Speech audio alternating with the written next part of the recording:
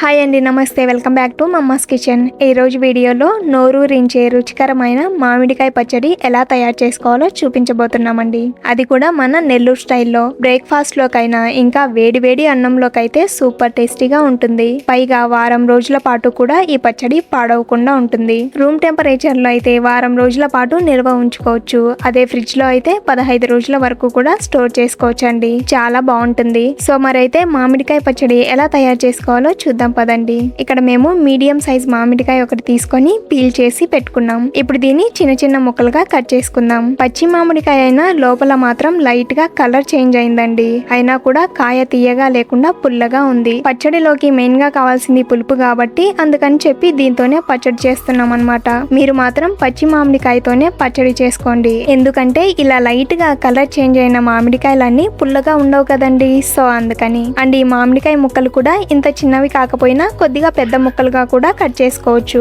ఎటు గ్రైండ్ చేసుకుంటాం కాబట్టి మన ఇష్టం అన్నమాట. సో ఇలా కట్ చేసుకొని పక్కన పెట్టుకుందాం. ఇప్పుడు స్టవ్ పైన కడాయిలో 2 టేబుల్ స్పూన్ల దాకా ఆయిల్ పోసుకోవాలి. ఆయిల్ బాగా వేడైన తర్వాత 1/2 టేబుల్ స్పూన్ దాకా మెంతులు, 1/2 టేబుల్ స్పూన్ దాకా ఆవాలు, అలాగే 1 టేబుల్ స్పూన్ దాకా జీలకర్ర, అలాగే 2 టేబుల్ స్పూన్ల దాకా ధనియాలు ఇవన్నీ ఇందులో వేసుకొని కలుపుకుంటూ వేయించుకోవాలి. ఆవాలు చిటపటలాడుతూ ఈ ధనియాలు ఇలా కాస్త రంగు మారే వరకు మీడియం ఫ్లేమ్ మీదే కలుపుకుంటూ వేయించుకోవాలండి. ఇలా వేయించుకున్న తర్వాత ఒక 40 గ్రాముల దాకా ఎండుమిరపకాయల్ని ఇందులో వేసుకొని వేయించుకోవాలి. ఈ ఎండుమిరపకాయలు మనం తీసుకున్న మామిడికాయ పులుపును బట్టి వీటిని ఎక్కువ తక్కువ అడ్జస్ట్ చేసుకొని వేసుకోవాలండి. అలాగే ఇందులో కొద్దిగా కరివేపాకు వేసుకొని చిన్న మంట మీద వేయించుకోవాలి. ఈ ఎండుమిరపకాయలు రంగు మారి మంచి ఫ్లేవర్ వచ్చే వరకు వేయించుకోవాలన్నమాట. చూడండి, ఎండుమిరపకాయలు ఇలా వేగిన తర్వాత ఇప్పుడు స్టవ్ ఆఫ్ చేసి వీటిని వేరొక బౌల్లోకి తీసుకొని చల్లార్చుకుందాం. ఇవి పూర్తిగా చల్లారిన తర్వాత మిక్సీ జార్లో వేసుకొని కొద్దిగా పలుకులుగా మిక్సీ పట్టుకోవాలి. ఇలా గ్రైండ్ చేసుకున్న తర్వాత ఇందులో రుచికి తగ్గట్టు కల్లుప్పు వేసుకుంటున్నాం. అలాగే 6-7 దాకా వెల్లుల్లిపాయలను కూడా వేసుకొని మళ్ళీ ఒకసారి మిక్సీ పట్టుకోవాలి. ఇక్కడ చూడండి, ఇలా కొద్దిగా బరకగా ఉండేలా గ్రైండ్ చేసుకోవాలన్నమాట.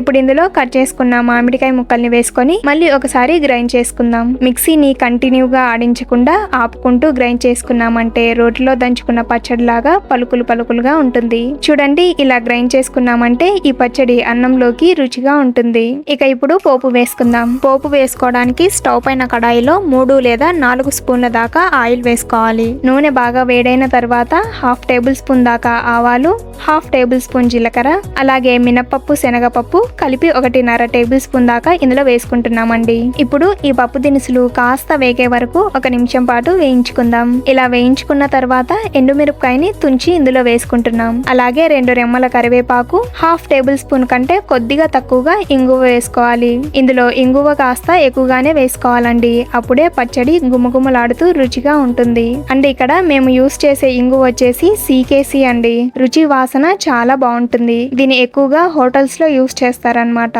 ఒకప్పుడు మాకు హోటల్ ఉండేది. సో అప్పటి నుంచి కూడా CKC ఇంగువనే వాడుతున్నాం. దీని గురించి నేను ఇప్పుడు చెప్పడానికి మెయిన్ రీజన్ ఏంటంటే మన ఛానల్లో మినుముల పచ్చడి చేసిన వీడియోకి ఒకరు కమెంట్ పెట్టారండి, ఇందులో మీరు ఇంగువ వేయలేదే అని. సో అందులో కూడా మేము యూస్ చేసిన ఇంగువ వచ్చేసి ఇదే అన్నమాట. సో అందుకనే ఇప్పుడు దీని గురించి చెప్పాను. సో ఇక్కడ పోపులో ఇంగువ పూర్తిగా ఇలా కరిగేలా కలుపుకున్న తర్వాత 1/2 టేబుల్ స్పూన్ దాకా పసుపు వేసుకొని ఒకసారి కలుపుకోవాలి. అలాగే మిక్సీ పట్టుకున్న మామిడికాయ పచ్చడిని ఇందులో వేసుకోవాలి. ఈ టైంలోనే ఉప్పు తక్కువగా ఉంటే మీ రుచికి తగ్గట్టు అడ్జస్ట్ చేసుకొని వేసుకోండి. ఈ పోపులో పచ్చడి వేసుకున్న తర్వాత ఎక్కువసేపు దీన్ని ఉడికించకూడదండి. జస్ట్ ఒకసారి అలా కలుపుకొని స్టవ్ ఆఫ్ చేసుకోవాలి. అంతేనండి. ఇప్పుడు వేరొక బౌల్లోకి తీసుకుందాం. సో చూసారు కదండి, నెల్లూరు స్టైల్ మామిడికాయ పచ్చడి రెడీ అయిపోయింది. చాలా సింపుల్ గా చేసుకోవచ్చు. అలాగే వారం రోజుల పాటు కూడా ఈ పచ్చడి పాడవకుండా ఉంటుంది కాబట్టి ఎక్కడికైనా బయటికి వెళ్ళినప్పుడు కూడా ఇలా పచ్చడి చేసుకొని తీసుకెళ్లామంటే బ్రేక్ఫాస్ట్ లోకైనా అన్నంలోకైనా చాలా బాగుంటుంది. సో మరైతే మీరు ఇంట్లో ట్రై చేసి ఎలా ఉందో మీ ఫీడ్బ్యాక్ ని మాతో షేర్ చేసుకోండి.